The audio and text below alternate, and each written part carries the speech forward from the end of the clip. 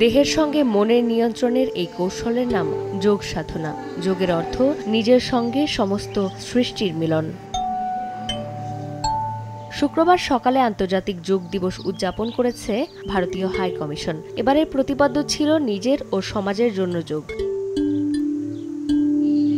এবছর ১৩টি সংগঠন থেকে যোগ সাধকেরা অংশগ্রহণ করেন, যা আগের বছরের চেয়ে দ্বিগুণ।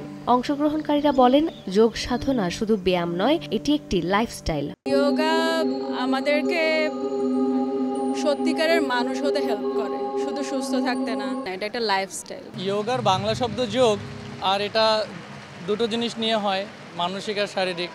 আর 24 ঘন্টা তো মনের উপরেই চলে। खाना खाते हैं, पानी पीते हैं, उसी तरह से योगा हमारे लाइफ के लिए बहुत इम्पोर्टेंट है। ত্রিশূর্ধ্ব একজন নারীর বিভিন্ন ধরনের সমস্যা দেখা দেয়, যেমন হাড়ের ক্ষয়, আর্থারাইটিস। যোগ চর্চার মাধ্যমে আমরা নিজেকে আরো সুস্থ রাখতে পারি এবং আমাদের দৈনন্দিন কাজে আরো মনোনিবেশ করতে পারি। নগদের কাছে সব গ্রাহকই প্রিয়, তাই তো সারা দেশে ক্যাশ আউট চার্জ সবচেয়ে কম।